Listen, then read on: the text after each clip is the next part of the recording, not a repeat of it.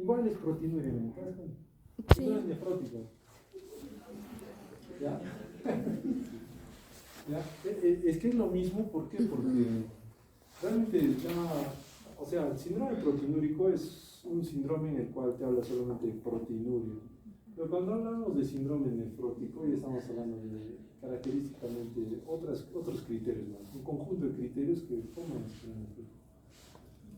El síndrome proteinúrico a veces es menospreciado, ¿eh? Se ve mucho dentro de lo que es una diabetes o cualquier otra enfermedad, y es un marcador muy importante, pero dentro del síndrome nefrótico no es más aún. ¿Por qué? Porque ya característicamente nos habla de patologías ya glomerulares, o sea, glomerulopatías. Miren, la proteinuria depende de qué: tamaño, carga y forma. Tamaño, peso molecular, ¿no es cierto? ¿La albúmina pasa? No. Carga eléctrica, ¿qué hemos dicho que hay externamente? Negativo. ¿No? Negativo sería. Glucocáliz, Ajá. que tienen carga Negativa. Por eso es importante. Las proteínas no pueden pasar por todos estos límites. Y lo último, la forma. La forma tampoco va a pasar porque son moléculas grandes, ¿eh? Entonces acá lo que tenemos que ver nosotros son los mecanismos. Como les decía antes, en las proteinurias, altas concentraciones en plasma, hay una anomalía estructural de la barrera de filtración, hay una alteración en la reabsorción tubular, o hay una secreción anormal de proteínas por inflamación. Entonces, hablar de proteinuria es variable, hay muchos mecanismos por los cuales nosotros, ya lo estamos volviendo a repetir por si pasó, ¿ya? Podemos generar proteinuria. Acá nosotros lo que tenemos que definir específicamente es que la albúmina no solamente va a ser un daño glomerular, o sea, no solamente es paso y felices todos, no, también va a ser un daño tubular. Característicamente la congestión de proteínas a nivel tubular tiene un daño directo a nivel de las células tubulares. ¿Por qué? Porque no hay sentido, dices, doctor, pero tiene proteinuria, muy bien, de rango nefrótico, excelente. Va a haber una glomerulopatía a este nivel, muy bien. Pero la gran pregunta es, si tiene proteinuria, ¿qué efecto tiene a nivel tubular? El efecto por el tráfico de proteínas es un daño directo a la célula tubular. Entonces, nosotros cuando empezamos a hablar que la proteinuria no solamente es el paso de proteínas a nivel glomerular, sino también la alteración a nivel de la célula tubular, y estamos hablando no solamente de un daño glomerular, sino de un daño tubulointersticial. ¿Ok? Acá, para poder tener ese daño, pues tienen que pasar lo que ustedes han dicho: glicocáliz, endotelium, membrana basal, el desvío plasmático. Ahora, esta proteinuria, como les decía anteriormente, tenemos la selectiva y no selectiva. La selectiva específicamente tenemos que ver que sean pues de tipo albúmina, de las glomerulares, ¿eh? Ahora tenemos también proteinurias de tipo tubular, tenemos proteinurias a nivel prerrenal, o sea, en este caso va a haber proteínas del plasma, y tenemos la proteinuria de tipo transitorio. Entonces, acá nosotros tenemos que diferenciar que siendo, digamos, proteínas como son de cadena ligera, como son kappa, lambda, beta 2 o alfa 1, entonces es más que claro que es una proteinuria no selectiva, ¿no es cierto?, a nivel tubular, lo que no nos indica que hay un daño más tubulointersticial que glomerular. En la prerrenal, por ejemplo, vamos a poner acá, digamos, un paciente empieza que le cae un muro, ¿ya? Se lleva la pierna, hay síndrome compresivo a nivel de músculo. ¿Qué va a pasar? Va a haber sangrado, ¿no es cierto?, muerte celular, todo va a haber. ¿Eso dónde va a ir? Lógico, al plasma, ¿no?, la sangre. ¿Por qué? Porque tiene que haber mecanismos pues, de eliminación de esas células muertas. ¿Y eso dónde va a llegar? Al glomérulo. ¿Por qué? Porque es un sistema de filtración óptimo este nivel. Pero de pronto nosotros vemos pues, que empieza a observarse en orina, hoy hay mioglobinuria. Hay mioglobinuria, tiene que ver mucho con el metabolismo muscular. Entonces vas a decir, mira, exacerba la mioglobinuria. Acá puede ser por el mismo mecanismo pues, de daño muscular. No vas a ir pues, específicamente a decir, doctor, sabe que es una proteinuria glomerular selectiva. No, ¿por qué? Porque tú mismo vas a definir que hay un daño antes del riñón, que ha habido exacerbación de moléculas que han sido filtradas. Porque el riñón, por más selectivo que sea, lastimosamente cuando hay exacerbación a nivel plasmático, va a tener que filtrar, tratar de eliminar, ¿ok? En las proteinurias transitorias, igual que, se dan cuenta que es igual que la hematuria, ¿no es cierto? Entonces, hay fiebre, ejercicio, en algunos casos deshidratación y embarazo son parte de la proteinuria. En caso de por ejemplo, la proteinuria por embarazo se acepta hasta el doble, hasta 300 miligramos por día, a diferencia de las demás personas, que es menos de 150 miligramos. Entonces no es más que lógico que cuando tengas una proteinuria de 250 días, es una proteinuria inadecuada, fuera del valor normal. No, en el contexto de un embarazo es normal. Ahora, tenemos que hablar de proteinuria significativa y proteinuria no significativa. Proteinuria significativa, bueno, la realidad es que he encontrado varios artículos en los cuales dice una proteinuria significativa es cuando hay mayor de 500 miligramos por día. Y otros dicen no, la proteinuria significativa es cuando es mayor de 1 gramo, más de 1000 miligramos. Bueno, sea cual sea de los dos, bueno, cuando hablamos de significativa, ¿por qué es significativa? Porque va a generar daño glomerular. Ese tráfico de proteínas que hemos visto y esa proteinuria que atraviesa los glomérulos va a generar esclerosis, daño. Por eso es significativa. En ese caso sí tratamos nosotros de cambiar, digamos, o mejorar esos valores. Por lo que en la proteinuria significativa nosotros en algunos casos ya damos hasta tratamiento. Por eso el valor de algunos dicen más de 500, otros más de 1 gramo. Los que más ganan son los de más de 1 gramo. Más de 1 gramo, más de 1000, proteinuria significativa. Va a tener efectos lesivos para el riñón, ¿ya? Sí, más de 1 gramo, ¿ya? Y una proteinuria no significativa, aparentemente dentro de la LOE se dice es menos de 1 gramo. En AI se dice que puede haber proteinuria, pero todavía no es necesario tratar, no va a generar lesión, daño. Y cuando hablamos de proteinurias masivas, pues ya no hay vuelta a quedar, más de 3.500 miligramos o 3.5 gramos por día. En niños más de 40 miligramos por metro cuadrado de superficie corporal por hora, es muy dañino. Para los niños el valor normal, miren, fíjense, ¿no? Menor de 4 tiene que ser. Miligramos por metro cuadrado de superficie corporal por hora, ¿ya? Y acá lo toman como significativa de 440. Acá, por ejemplo, ponen significativa de 150 a 350, ¿no es cierto? Según esto que estamos viendo. Pero como les digo, en estudios, algunos se marcan 500 y otros 1000. La realidad, cuando yo leí 1000, yo dije es mucho. Pero hay estudios que dicen más de 1000 o menos de 1000. Entonces yo característicamente dentro de la clínica tomo 500 el valor, así, por mí, 500. Más de 500 digo, no, necesitas tratamiento, ahora antiproteinúricos. Menos de 500 digo, hay que ver, observar, mejorar dieta, mejorar con uno que otro aspecto, esperar en el tiempo que mejore, a veces es una transitoria. Y así manejamos, ¿eh? Pero más de 1 gramo sí es severamente dañino, ¿verdad? Y más aún si es hasta masivo, 3.5. En la albuminuria, bueno, esto estamos volviendo a repetir. ¿Ya? En la albuminuria, 30 a 300. ¿Ya? Acá característicamente solo tienen que tener el valor, ¿eh? De valor normal, menos de 30. Les dije, valor normal en la bibliografía, en el laboratorio dice menos de 20. ¿Ya?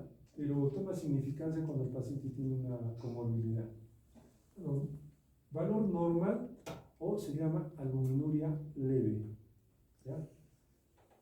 Albuminuria moderada, la antigua, antes se decía microalbuminuria. Antigua llamada microalbuminuria se llama ahora albuminuria moderada. Será de 30 a 299, menos de 300. Y la macroalbuminuria o la albuminuria severa se da más de 300. Acá el contexto es que cuando ya tengas albuminuria moderada, ya trates. ¿Por qué? Porque la macroalbuminuria o la albuminuria severa ya es un efecto que te va a llevar a una proteinuria masiva marcada con daño ya celular. ¿Okay?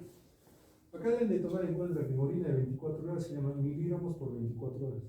Algo similar también se toma en lo que es la muestra aislada. Esto se llama tasa albuminuria creatinuria. ¿Ya? Cuando es una relación en una orina, esta es orina de un día. Esta es orina aislada de la mañana. Y en una orina aislada pequeñita, ahí se toma tasa, albuminuria, creatinuria. ¿Qué nos da los valores iguales que una orina de 24 horas? Y acá pongan atención, diferentes la albuminuria ya horaria, ¿me entienden? Acá nosotros vamos a ver que tiene otros valores, microgramos por minuto, ya son valores de 20 a 200. No lo tomen en consideración, no les voy a tomar en el examen, solamente estos, ¿ya? Muy importante para ustedes que definan, en el sentido de que lo más importante es ver por lo menos eso que está como amarillo, detectar. Entonces, los cambios y lesiones a nivel glomerular se dan mientras más veas este parámetro.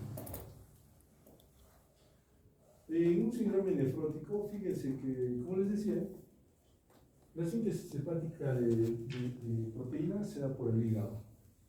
Lógicamente que todo esto tiene que traslocarse también con lo que es absorción a nivel intestinal.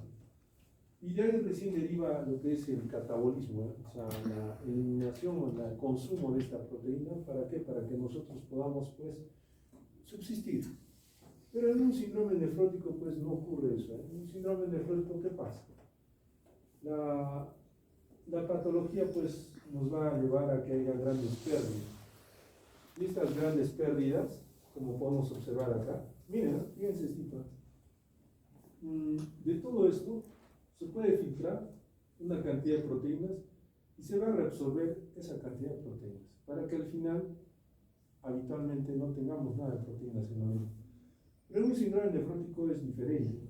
Acá prácticamente la eliminación o filtración es exagerada, que va a ganar la capacidad de reabsorber, finalmente teniendo pues una proteinuria masiva en mayor grado. Esto lo que va a hacer pues es estimular a dos órganos, uno el hígado a mayor producción y otro al intestino a mayor absorción. Entonces, cuando nosotros hablamos de un síndrome nefrótico, tiene efectos sistémicos en el sentido que ya tu hígado ya no solamente va a tratar de producir los gramos necesarios, sino va a exacerbar. Esto es fuera de lo que normalmente consumimos, de lo que consumimos. Nosotros al consumir tratamos de absorber lo necesariamente posible para poder compensar nuestro metabolismo endógeno. Entonces, acá lo que nosotros tenemos que ver es la trascendencia de esta proteinuria. ¿Por qué? Porque va a generar lesión glomerular. Es lo más importante.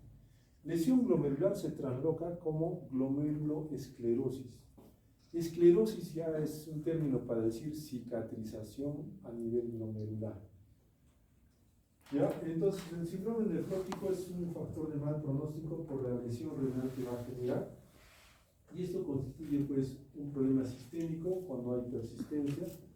La etiología pues es bien baja, de 12 en 100.000 habitantes, pero nosotros podemos ver en diferentes poblaciones, en niños por ejemplo los cambios mínimos, y en adultos tenemos la nefropatía diabética. Fíjense que acá es una glomerulopatía primaria y acá es una glomerulopatía secundaria.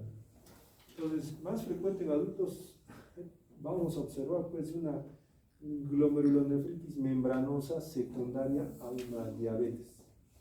Se observa, es frecuente. A veces como estudiantes ustedes glomerulopatía se imaginan y alucinan cuando ven una focal segmentaria, una membranosa. Tenemos síndromes nefróticos ahorita, 3 hospitalizados. Uno de ellos es una focal segmentaria, otro es una membranosa, son primarias, ¿eh? Y la última chica parece que es una secundaria, parecen grupos, ¿ya? Pues tenemos 2 glomerulopatías primarias y una glomerulopatía secundaria, ¿ya? Claro, tenemos más glomerulopatías secundarias. Si vemos en todo el hospital mínimo, habrá unos 10 diabéticos con una nefropatía diabética, con una glomerulopatía membranosa, debe haber. Pero digamos que en ese caso, pues el tratamiento es controla tu diabetes, ¿no? Para que evites la glomerulopatía. Pero en el caso de las glomerulopatías primarias no puedes decir eso, ¿eh? Ahí tienes que decir, controla tu estímulo, nadie controla tu estímulo. En ahí de por sí empieza a exacerbar, se generan esos antígenos anticuerpos en el caso de algunas patologías y empieza a generarse pues daño local, ¿eh? En el síndrome nefrótico, fíjense las primarias, ¿eh? Es de tipo idiopático. En el primer año de vida tenemos las nefróticas congénitas y las nefróticas infantiles. Las congénitas, si se acuerdan, ustedes creo que lo han hecho, las congénitas tienen que ver mucho con lo que es el eslip diafragmático. Cuando hay pues alteración de lo que son algunas proteínas, como la nefrina o la podosina, en los congénitos. En los infantiles, acá puede haber también alteraciones específicamente relacionadas a lo que son ya glomerulopatías primarias, como cambios mínimos. Ahora, tenemos glomerulopatías secundarias, por ejemplo, enfermedades sistémicas, tienen diabetes sistémica, síndrome urémico hemolítico, lupus, vasculitis, Wegener, artritis reumatoide, son glomerulopatías secundarias, ¿no? Tenemos también lo que son secundarias enfermedades infecciosas, o sea, pacientes que tienen hepatitis B, pacientes que tienen VIH, pacientes que tienen CMV, citomegalovirus, pueden hacer síndrome nefrótico. De pronto se hinchan y tú les detectas que tienen esas infecciones, entonces probablemente la causa sea viral. Tenemos secundarias a drogas. Acá la que más resalta son los AINES, aunque, digamos, ¿quién no toma AINES? Todos toman AINES en cierto grado, analgésicos clásicos, ¿no es cierto? Pero también otros asociados a lo que es IECAS, penicilamina o sales de oro. Eso habitualmente observamos más que todo pues, en pacientes reumatológicos o en la minería. Entonces hay síndromes nefróticos con glomerulopatías secundarias a drogas y otras, las secundarias a neoplasias, síndromes nefróticos secundarios a neoplasias, que son típicos de las glomerulopatías membranosas, son típicas. Si yo veo una membranosa en un paciente de 60 años, digo, bueno, acá hay que buscarle cáncer, hay que buscarle alguna patología de base. Y ahí es donde empezamos a investigar. Puede ser secundarias sistémicas, también puede ser secundarias sistémicas, pero lo más importante es tratar de mirar y ver hacia dónde van estos síndromes nefróticos. Ahí tenemos, como les decía, de origen genético. El tipo finlandés, por ejemplo, es por alteración de las nefrinas. Tenemos enfermedades multiorgánicas, estos ya son síndromes específicamente, ¿ya?, relacionadas a patologías más complejas. Y acá tenemos, estos son los congénitos. ¿Ya? Esto es por nefrina, por porosina, por otros factores, puede ser por actina, por cualquiera de los factores de anclaje de lo que es el eslip diafragmático también. Miren, ¿qué fenotipo genera? Focal segmental. Focal segmental. Les dirán, doctor, ¿cómo es una focal segmental? Ya lo vamos a ver específicamente. Focal segmental. ¿Entiendes? Focal o global. Cuando hablamos de todo el riñón, focal, o sea, de todo el riñón, un pedazo de segmental, y hablamos de un mismo glomérulo, como un mapa, un segmento. ¿Entiendes? Eso ya lo vamos a hablar más adelante. Entonces, acá, por ejemplo, tenemos una casuística de los síndromes nefróticos según edades, por ejemplo. La membranosa se presenta en un 24% entre 15 y 65 años. Mayores de 65 años se dan más como nefróticos secundarios por una amiloidosis. ¿Ok? ¿Ya?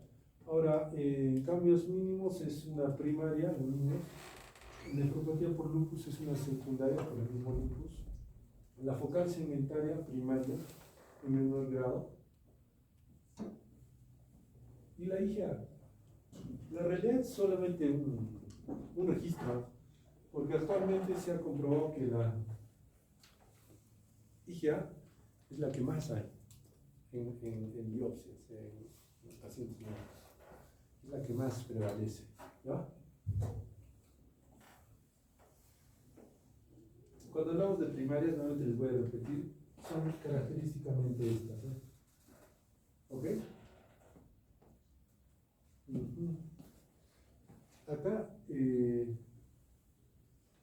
Acá, por edades, tenemos que diferenciar. Por ejemplo, si yo tengo un síndrome nefrótico en un adulto de 65 años, no va a ser lo mismo un nefrótico de un niño. No, la etiología es diferente. ¿Ya? En ambos, la focal segmentaria puede estar, digamos, sea, en niños tal vez 15-20% y en adultos un 60%. Pero si hablamos de cambios mínimos, en niños pues va a ser casi un 80-90% y en adultos pues va a ser un 10%. Si hablamos de membranosa, al revés, en adultos va a ser un 70-60% y en niños una membranosa un 2-3%. O sea, las edades nos importan mucho cada vez que alguien genera un síndrome nefrótico.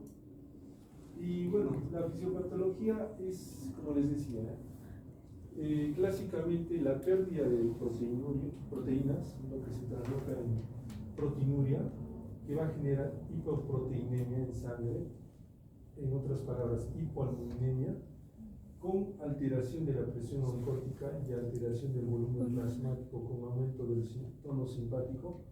Todo esto que ustedes van a ver solo es un efecto específicamente de lo que es la hemodinamia. Pero si nosotros nos ponemos a pensar las proteínas, qué funciones más cumplen, vamos a ver que el efecto o los mecanismos que se presentan en el síndrome nefrótico son aún mayores. Por ejemplo, si hay hipoproteinemia, va a haber hipogamaglobulinemia. O sea, las gamaglobulinas, ¿qué hacen? Forman parte del sistema inmunológico. Pues, ¿qué nos va a generar? Mayor infección. Si hay hipoproteinemia, nos va a disminuir lo que son los factores del complemento. Se va prácticamente va a haber un defecto de ozonización de proteínas. ¿Cómo se llama? La famosa, las porinas, ¿qué nombre? El complejo de ataque de membrana va a disminuir, digamos, en generarse en una bacteria. Entonces, igual nos va a generar mayores infecciones. Esa hipoproteinemia va a generar disminución de la antitrombina 3, factores 9, 11 y 12, y nos va a generar trastorno de coagulación. Por eso es que estos pacientes generan hipercoagulabilidad y trombosis. El mismo hecho de tener proteínas bajas va a disminuir las proteínas de transporte, que no solo ayudan a transportar hierro, cobre, zinc, sino también medicamentos. Todos los medicamentos son transportados a través de proteínas. El efecto de medicamentos que nosotros apliquemos también va a tener alteraciones. Entonces, esta hipoproteinemia, fuera de tener estos efectos directos por la formación de algunos componentes necesarios para nuestra economía, también vamos en cuenta, va a estimular la síntesis hepática. ¿Qué significa? Que va a generar hiperlipidemia, hipercolesterolemia, lipiduria. Si bien es cierto, a nosotros pues nos debería interesar hasta acá, ¿no es cierto? Todo esto, porque hay edemas, todo ese show, acá retención de hidrosalina, ¿no? No, estos efectos que tienen acá también van a acompañar al paciente. Por ejemplo, el paciente que tenemos ahorita con síndrome nefrótico y prácticamente está como un globo, una bola, tenemos que vernos, va a ser trombosis, ya que hizo trombosis del miembro inferior izquierdo. Está con una infección, se le ha metido un hongo, ahorita está con una cándida tropicalis. ¿No es cierto? Ocurre lo que está acá, lo que realmente está acá. ¿Ya? ¿Qué más? Tiene una infección, está con una neumonía y una infección urinaria bacteriana. Déficit de transporte, muy simple, está haciendo hipotiroidismo secundario a un síndrome nefrótico, no se transportan hormonas tiroideas óptimamente. Entonces, fíjense que todo lo que en el paciente nosotros estamos observando actualmente es porque dentro de la fisiopatología ya se describe. Y si ustedes ven, doctor, sí, tiene que haber hipercolesterolemia, hiperglicemia, se observa, ¿no? Porque es parte del síndrome nefrótico. Hay un hiperestímulo a nivel hepático y lo que se transloca en nosotros es simplemente pues, que tenemos que tener que hay mayor síntesis hepática de algunos compuestos que no debería haber. Todo esto en el paciente con síndrome nefrótico se está expresando. Una vez que yo conozco al paciente con síndrome nefrótico, digo, ¿qué voy a hacer? La retención hidrosalina, vamos a definir nosotros. A ver. La retención hidrosalina se da por dos mecanismos. O sea, el edema en el síndrome nefrótico se da por estas dos vías. ¿Cuál es la que conocen ustedes? La de La Underfield es la clásica, ustedes conocen, ¿eh? La que siempre explican por qué está hinchado el paciente de doctores, porque la albuminuria, o sea, pérdida por la orina, ha generado hipoalbuminemia, baja proteína en sangre, Esto ha disminuido la presión oncótica, esto ha generado transudación al espacio intersticial que fuga el agua, esto ha generado una hipovolemia y esto ha generado activación del sistema renina-angiotensina con retención de agua y sodio. Es la teoría de Overfield, excelente, es la clásica. En cambio, esta teoría de overflow es la que se ha postulado, más se postuló en niños, pues, que han visto síndromes nefróticos más frecuentemente en cambios niños, ¿no? Acá, ¿qué pasa? Hay una resistencia a lo que es el factor natriúrico arterial en los túbulos colectores. Así de simplemente de por sí, esta resistencia genera retención primaria de agua y sal. Como es retención de agua y sal, ¿qué va a pasar? Aumenta el volumen plasmático. ¿Se acuerdan que cuando hablamos de edemas había dos teorías, uno por aumento de la presión hidrostática y otro por disminución de la presión corporal? Acá es lo mismo, ¿eh? Aumenta el volumen plasmático por esa retención hidrosalina y prácticamente hay aumento de la presión hidrostática capilar. ¿Y qué hace el aumento de la presión hidrostática? Fuga de qué? De agua. De agua. Y esa fuga de agua, pues, ¿qué genera?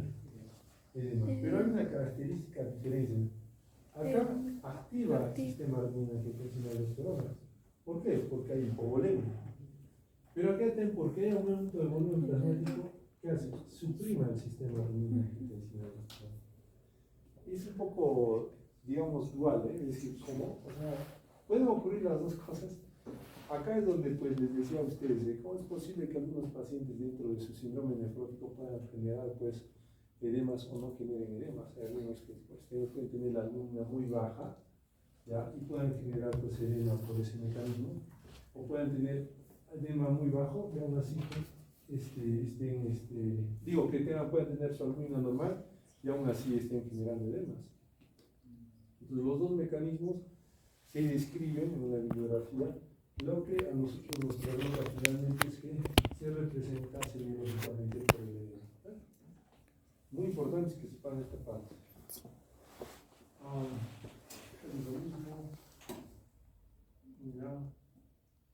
El signo más frecuente es el edema, disminución de niveles focales en párpados.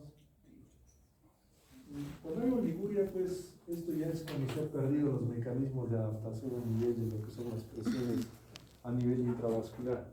No debería ocurrir, la realidad, no debería ocurrir, pero a veces la proteinuria es tan masiva que tu presión oncótica cae directamente. Mira, la hematuria no debería estar acá, ni la hipertensión, ¿no es cierto? En este caso, cuando hay estos hipertensión hematuria, lo catalogamos como síndrome nefrótico impuro, ¿ya? Y un síndrome nefrótico impuro a nosotros ya nos indica que no es lo clásico, debe haber algo más. Ahí es donde les decía, pues la clasificación es más loca, pero nefrótico y nefrítico por lo menos es lo básico. Porque hay nefrótico, nefrítico impuro, eso ya ustedes ya no debería de llamarles la atención mucho. ¿Ya? A ver, háblalo. Sí. Háblalo.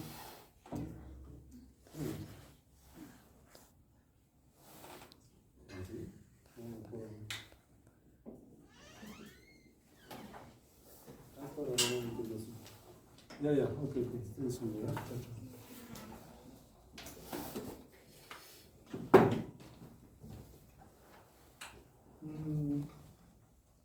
Normalmente, en estos pacientes, en niños, puede haber algunos efectos, digamos, propios del síndrome nefrótico. Algo que ustedes tienen que observar es, por ejemplo, una diarrea puede haber. Simplemente es por el edema de la mucosa. Entonces, el edema de la mucosa no solo va a generar diarrea, también va a generar translocación bacteriana, ¿ya? En estos pacientes. El dolor abdominal puede deberse, pues, al edema de pared intestinal que haya, o en algunos casos a la ascitis que hay. A la final, aumento de la presión intraabdominal, ¿ok? Bueno, en este síndrome, así como en otras patologías, aparece lo que se llama la peritonitis bacteriana espontánea. Entonces es esperable si un niño que tiene síndrome nefrótico viene con dolor muy intenso, entonces hay que descartar y más aún hacer estudios de líquido peritoneal. Por esa translocación bacteriana, por ese déficit de nuestro sistema inmunológico, por ese déficit de ozonización de nuestro sistema de complemento, por eso aparece. ¿Ya? La hepatomegalia en niños, digamos, se presenta casi en la mitad de los niños, y acá nosotros tenemos que definir pues que no sea de otra causa, sino es por la hiperfunción hepática que está dándose a expensas de la proteinuria.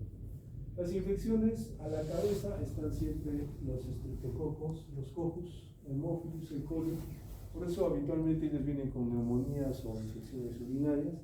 También hay que ver, como les decía, la peritonitis primaria espontánea, infecciones de piel, la erisipela que generan celulitis, infecciones respiratorias, meningitis sobrecaídas por virus. Esto por el déficit de ozonización. La incuria renal aguda es poco frecuente en cambios mínimos, ¿ya? Habitualmente ya se da cuando se pierden estos mecanismos antes mencionados, lo cual va a generar que haya una hipoperfusión renal. O sea, la falla renal, en otras palabras, es por falta de agua. Todo el agua se va afuera, menos a nivel intravascular. ¿Qué va a pasar? ¿El riñón de qué vive? De la presión de perfusión a nivel glomerular, del flujo plasmático. Si hay disminución del flujo plasmático, cae prácticamente su función.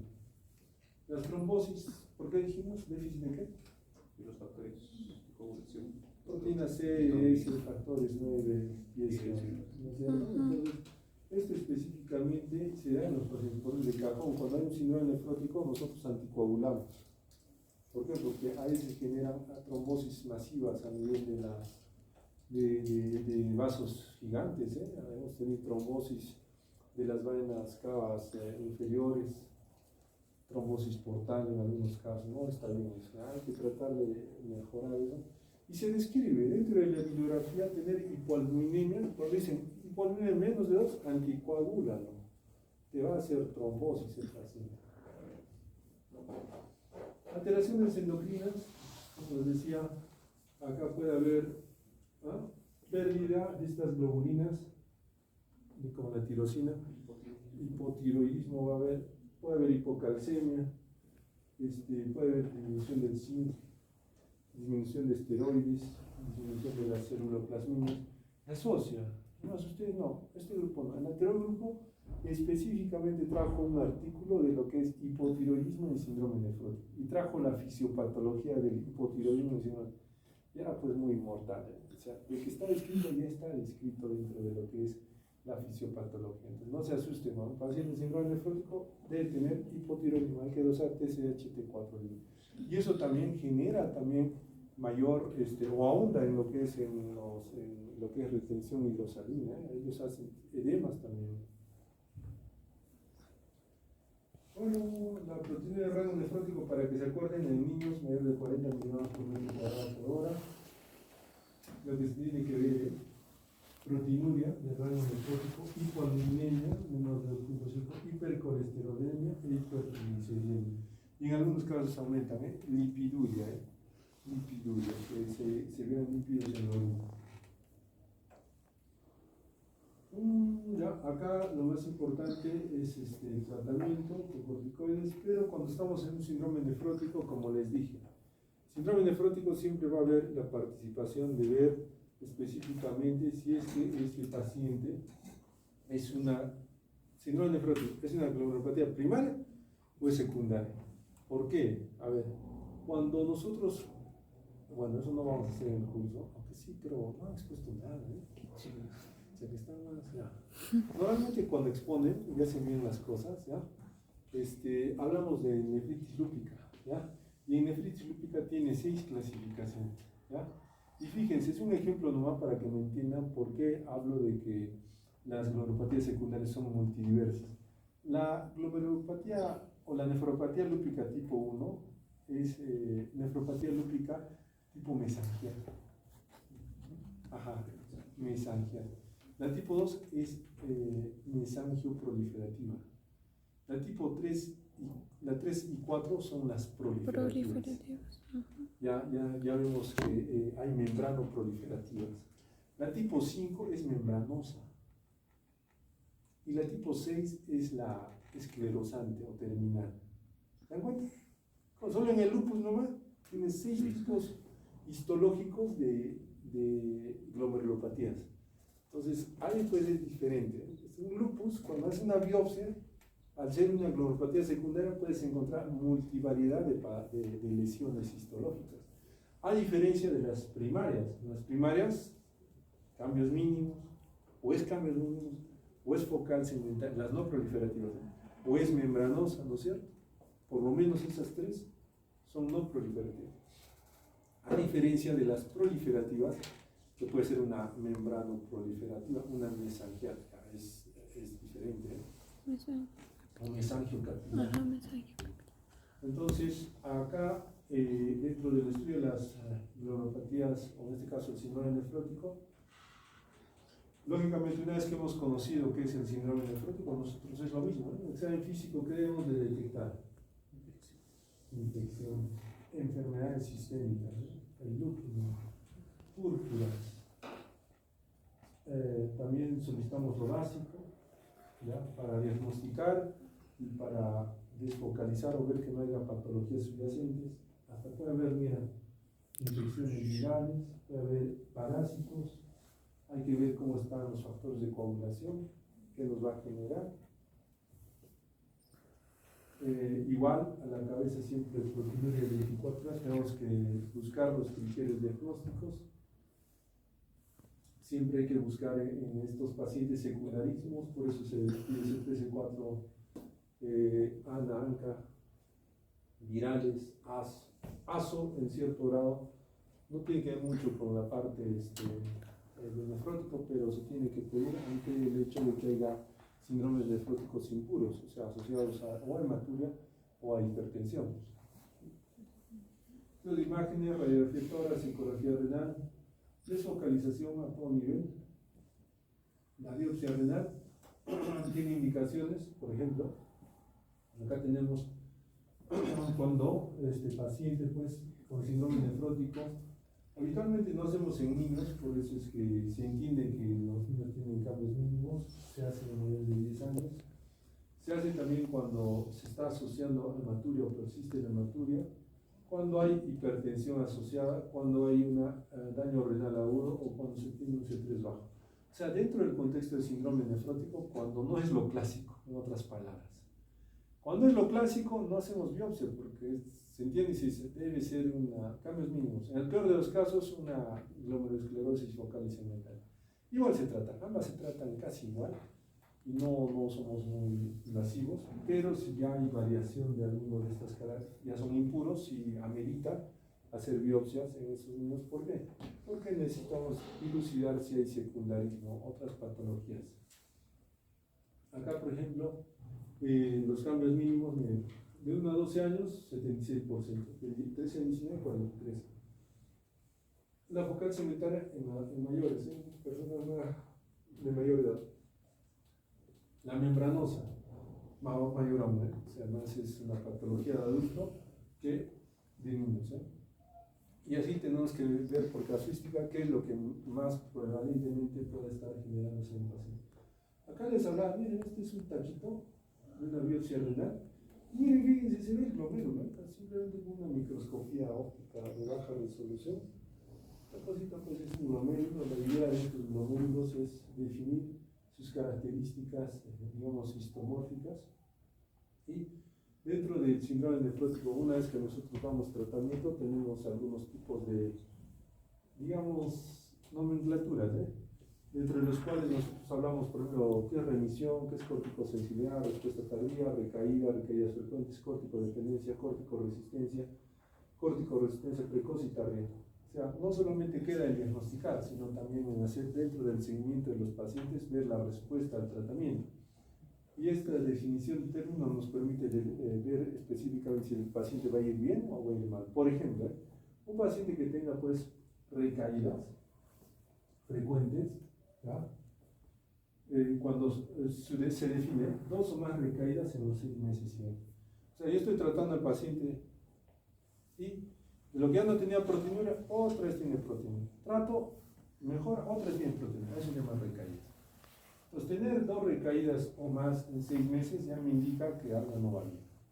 Que probablemente dentro del síndrome nefrótico, dentro de lo que pienso que puede hacer cambios mínimos, no sea cambios mínimos. sea una glomerulopatía primaria, pero un poco más compleja, o sea una glomerulopatía secundaria por una enfermedad que todavía no encuentra. Entonces, así nos permite definir a nosotros si el paciente va a tener mejor pronóstico o peor pronóstico. Hasta lo que más importa acá es una remisión completa o parcial. ¿Qué quiere decir remisión completa? Se ha observado que hay pacientes que una vez que se da tratamiento, prácticamente vuelven a la normal en niños. Valor normal es menos de 4 miligramos por superficie corporal por hora. Por ejemplo, yo puedo tener un niño que le da el tratamiento, al día siguiente está normal, o en 3 días, en 7 días. ¿Qué digo? Tuvo una remisión completa de la enfermedad. O sea, un éxito. Pero de pronto, pues yo tengo un paciente, uy, Dios mío, no me bajó a valor normal. Todavía se mantiene en zona de proteinuria significativa. ¿Qué quiere decir? Que no está yendo bien con mi tratamiento y que pueda que yo ya empiece a cambiar mi tratamiento a otra inmunosupresión o estar pensando que ya sea otro tipo de glomerulopatía dentro del síndrome nefrótico. Y acá, por ejemplo, en la primera remisión completa, todo se revierte, todo vuelve a la normal. Acá en la remisión parcial, parcialmente llega a recuperar. Aún el paciente puede haber edema, ha reducido, pero puede haber edema. Y la albúmina, por ejemplo, se puede mantener todavía en cierto grado, en un rango todavía bajo, no normal. A la siguiente.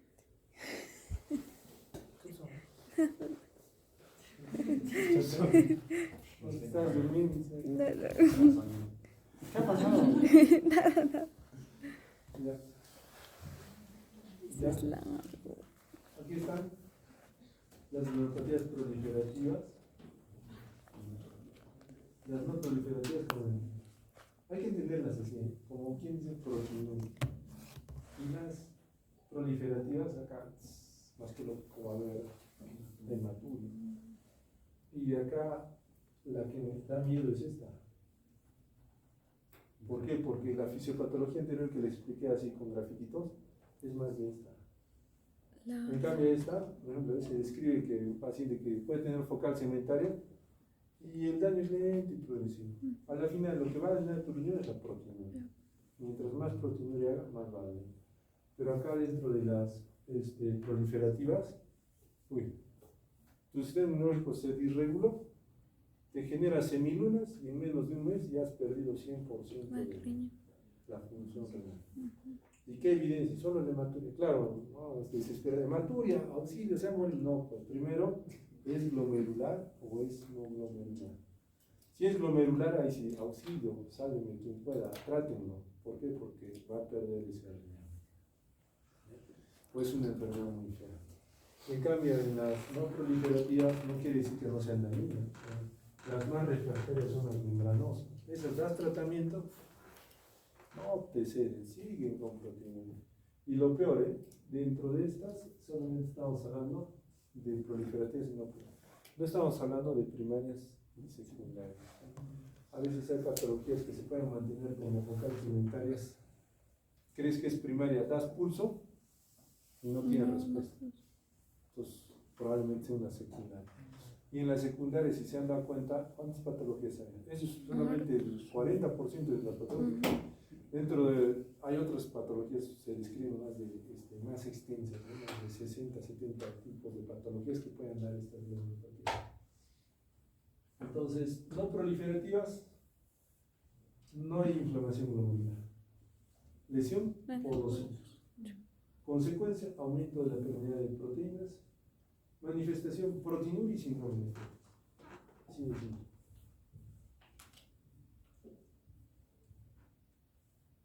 Ya.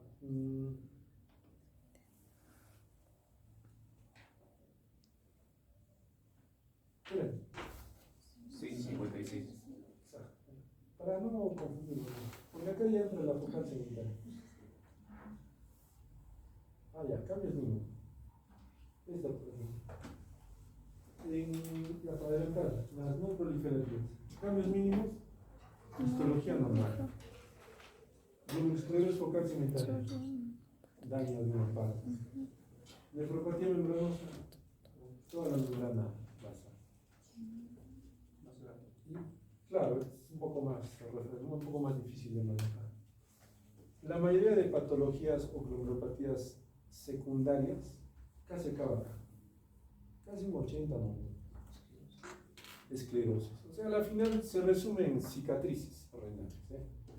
Tienes un paciente que tiene un riñón. Le haces una, dice, uy, Dios mío, tiene un riñón, está con proteinuria. No vas a decir, me parece un cambio. En el peor de los casos puede haber un cambio, es decir, tener mala suerte, tener solo un riñón y para colmo te dé cambios mínimos. No, ahí dices, no, acá hay un fenómeno de hiperfiltración, acá debe estar hiperfiltrado el riñón, se está haciendo glomerulosclerosis, se está gastando ese riñón y probablemente sea la causa, pues, ¿por qué? Por sobretrabajo. ¿Te das cuenta? Es una glomerulopatía secundaria en un monorreno, pero con la idea de que tienes pues un gasto de la función renal con formación de cicatrices. Ves la biopsia y te sale cambios luminosos, rojo el visual. ¿Por qué? Porque ya es diferente. Hay una glomerulopatía primaria dentro de la patología de base. Lo que ocurre en otros países, como siempre explico a mis alumnos, tienes un paciente con diabetes mellitus, ¿ya? Dentro de la historia natural dice, uy, Dios mío, su patología renal así sin tratamiento, pues a los 10, 8 años recién genera una nefropatía ya marcada. Pero de pronto tiene 2 años de diabetes mellitus diagnosticado y hace proteinurias masivas. Y tú dices, ¿qué? No va, pues, no va acorde. Ahí sí tienes que hacer una biopsia. ¿Por qué? Se han encontrado otras glomerulopatías primarias sobre la enfermedad de base que tenía el paciente. O sea, la medicina ahorita está tan loca o alterada que encuentras una enfermedad sobre otra enfermedad. Entonces ya no es a veces lo esperable, lo que yo espero, sino es cómo se comporta la enfermedad en el contexto de que sepas qué es lo que ocurre previamente en esa enfermedad. ¿Qué es lo que ocurre en una membranosa, por ejemplo? Una membranosa.